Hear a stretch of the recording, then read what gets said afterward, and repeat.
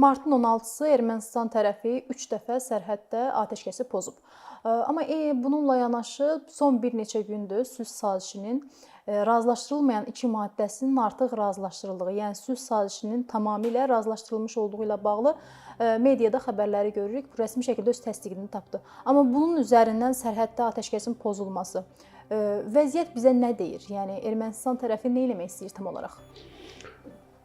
Oğlum, mən deyə bilərəm ki, Ermənistan siyasi rəhbərliyi sülh sazişinin bağlanmasını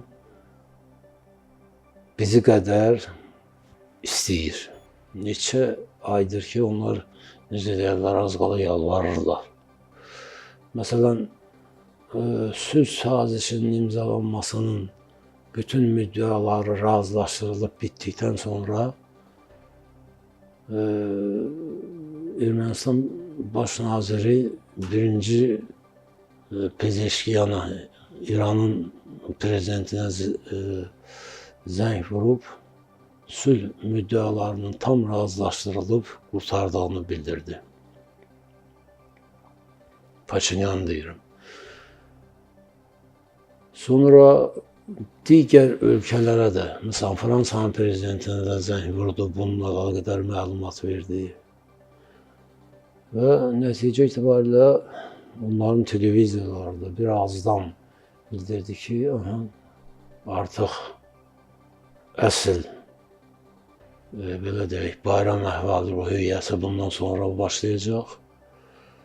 Müharibə demək olar ki, sülh sazişi imzalandıqdan sonra bitəcək və biz əmin arxayın yaşaya biləcəyik. Və həqiqətən də belədir. Sülh sazişi bağlanarsa və sərhədlərin delimitasiya prosesi başa çatarsa, ondan sonrasına iki ölkə arasında həll edilməmiş problem qalmayacaq. Nəhayət ermənilər gördülər ki, bu işin bir yolu var. Sülh sazişinə qol çəkmək, sülhü imzalamaq, Azərbaycanla normal münasibətlər qurmaq, təkcə münasibətlərin bir qolu Azərbaycansa, o biri qolu nəhəng Türkiyədir. Və bütün bunları həyata keçiriləndən sonra Türkiyə ilə Azərbaycan arasında bir ortaq nöqtədə yerləşən Ermənistan sözsüz ki, dünyaya açılacaq, məsələn, kommunikasiya vasitələrinin hamısı açılır.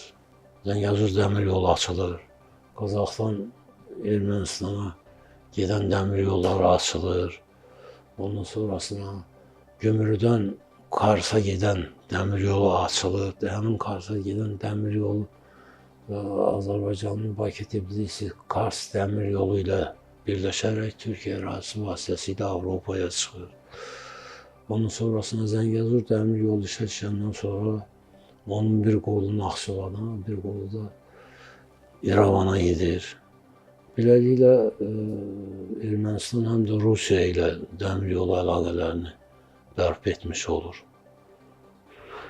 Mən dəmir yolçusu deyiləm, amma siyasətdən az çox başı çıxan adam kimi görürəm ki, bu məsələlərin nizama salınması Ermənistan üçün bizdən daha çox xeyirlidir.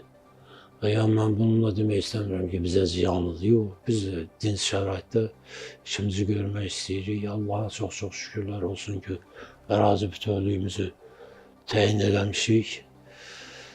Şəhərimizdə bir dənə olsun erməni qalmayıb. Mən millətpərəstlik nöqteyi nəzərindən demirəm.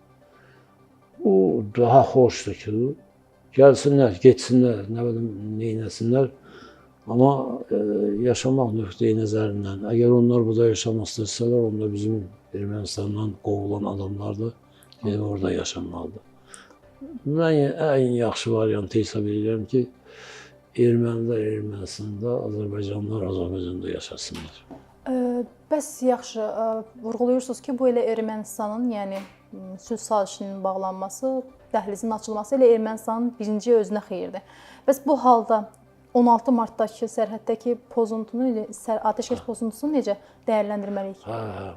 Ermənistan ordusunun içərisində, zabit heyətində, xüsusilə zabit heyətində, İsraillərin içərisində də əslən Qarabağdan olan o köhnə separatçı qüvvələrin nümayəndələrindən olan adamlar çoxdur.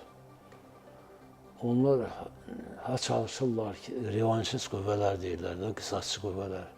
Onlar ha çalışırlar ki, Azərbaycanı yenidən müharibə meydanına gətirsinlər və toqquşmalar yenidən başlasın. Paşinyan bunu çox gözəl başa düşür, ona görə də bunun qarşısını almağa çalışır. Biz də hər halda müəyyən qədər başa düşürük.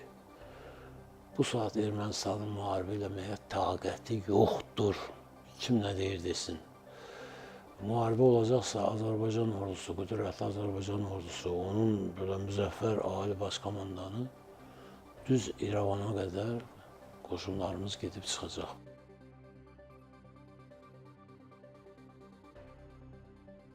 Mövzu ilə bağlı hərbi ekspert Səxavət Məmməd də münasibət bildirib. Nəzərə almaq lazımdır ki, bu müharibənin, ümumiyyətlə iki ölkə arasında baş verən müharibənin səbəbkarı bu iki ölkədən əlavə başqa digər yad qüvvələr var idi. Onlar idi Rusiya, İran, Türkiyə və regiona kənar olan qüvvələr var. Amerika, Fransa, Çin. Bu regionda qısa zamanda sülhün əldə olunacağı və sülhün baş tutacağı o qədər də gözlənilən deyil və inandırıcı deyil. Çünki bu maraqlı qüvvələr heç biri burada uzlaşmayıblar hələ ki. Və bu uzlaşma əldə olunmadan Azərbaycanla Ermənistanın vasitəçisiz sülh müqaviləsi bağlayacağını gözləmək hesab edirəm ki, doğru olmazdı. Və nəzərə almaq lazımdır ki, məhz bu sülh müqaviləsinin bağlanacağı ilə bağlı və yaxud da ki, şərtlərinin hamısının real olaraq razılaşması ilə bağlı fikirlər ortaya atılandan sonra, rəsmi bəyanatlar veriləndən sonra məhz atəşkəsin pozulma halları baş tutdu.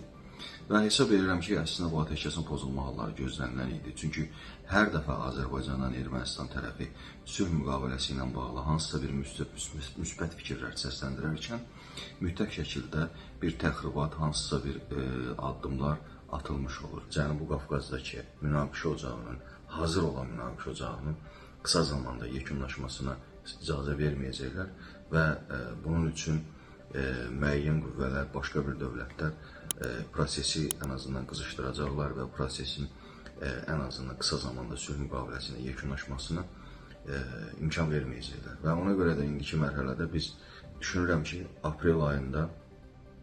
aprel-may ayı Cənubi Qafqaz üçün çox hərəkətli olacaq və bu aylarda Cənubi Qafqazda hansısa hadisələrin baş vermə ehtimalı da son dərəcə yüksək göstərilir.